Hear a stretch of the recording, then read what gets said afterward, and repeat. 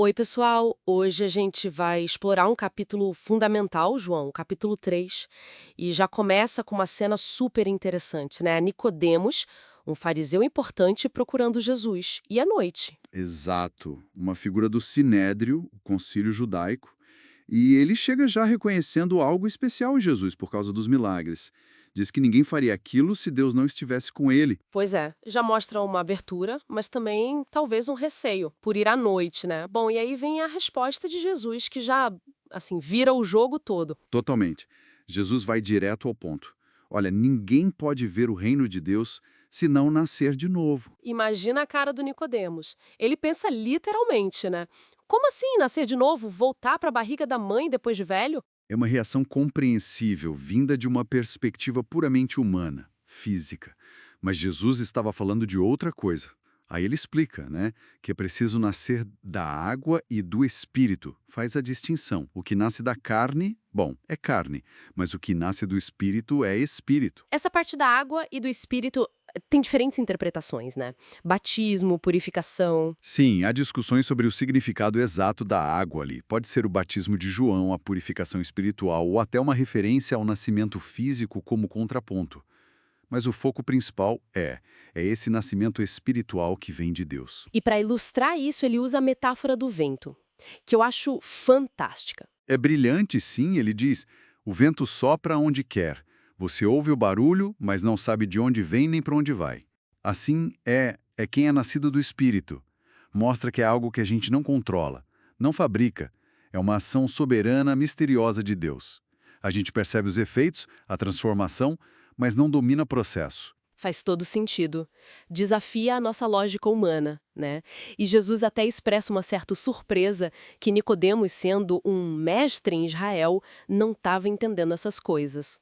Pois é, ele questiona: se eu falo de coisas terrenas, tipo essa analogia do vento, e vocês não creem, como vão crer se eu falar das celestiais? Isso levanta uma questão interessante.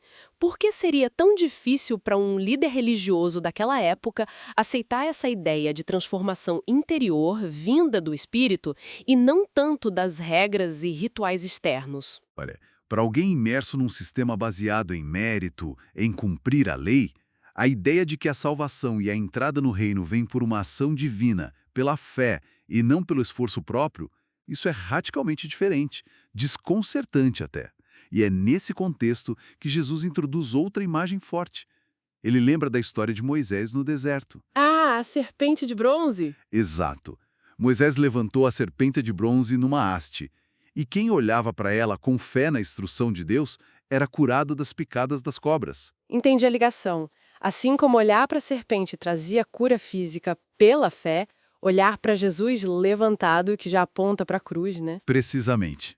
Olhar para Jesus levantado, crer nele, traz a cura espiritual, a vida eterna. E isso leva direto ao versículo mais famoso da Bíblia, provavelmente, João 3,16. Sem dúvida.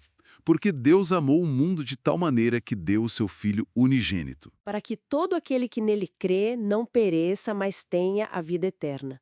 É incrível a ênfase no amor de Deus como a motivação, né? Não é para condenar, mas para salvar. Exatamente. O propósito é a salvação oferecida a todos, mediante a fé. Deus toma a iniciativa por amor. Mas o texto também fala de um julgamento, de uma escolha. Introduz o contraste entre luz e trevas. Sim, é um tema central ali. A luz que é Cristo veio ao mundo.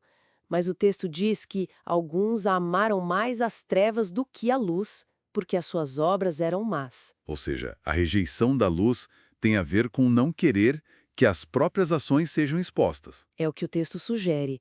Quem pratica o mal evita a luz. Mas quem vive, quem pratica a verdade, se aproxima da luz. Para quê? Para que fique claro que suas obras são feitas em Deus. Mostra uma conexão entre a disposição do coração, as ações e a aceitação ou rejeição da verdade divina. Muda, né? Sai da conversa com Nicodemos. Isso, o cenário muda para o ministério de batismo. Tanto Jesus e seus discípulos, quanto João Batista estavam batizando. E isso causa um certo burburinho. Os discípulos de João ficam meio incomodados porque mais gente estava indo para Jesus. Sim, eles vão perguntar a João sobre isso.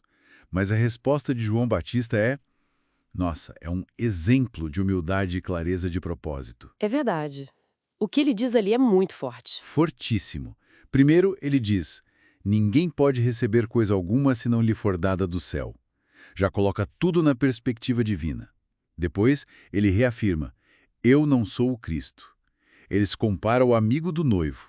A alegria dele é ouvir a voz do noivo, que é Jesus. Ele não quer o destaque para si. E aí vem aquela frase marcante: é necessário que ele cresça e que eu diminua. Exatamente. Que declaração, né? Ele entende perfeitamente seu papel.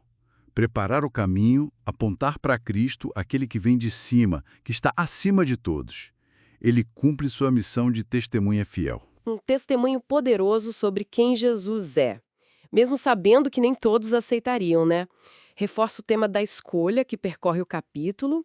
Então, fazendo um resumo rápido, a gente viu esse encontro impactante com Nicodemos, a necessidade radical de nascer de novo, espiritualmente, Uhum. a profundidade do amor de Deus revelada em João 3,16, a escolha séria entre a luz e as trevas, que se conecta com nossas ações. E, por fim, o testemunho incrível de João Batista, apontando para Jesus e diminuindo a si mesmo. A fé em Jesus como centro de tudo para ter a vida eterna. Exato. E para terminar, fica uma provocação para a gente pensar, baseada no finalzinho do capítulo. O texto diz que quem crê no Filho tem a vida eterna, mas afirma também que a ira de Deus permanece sobre quem rejeita o Filho. Uma afirmação bem direta. Sim, sem querer esgotar o assunto, vale refletir. O que essa ideia de a ira permanecer, não como algo que Deus aplica naquele momento, mas que continua sobre quem está na rejeição, nos diz sobre a natureza dessa escolha. Sobre as consequências talvez já presentes dessa rejeição da oferta divina. O texto não dá respostas fáceis, mas convida a pensar na seriedade dessa decisão.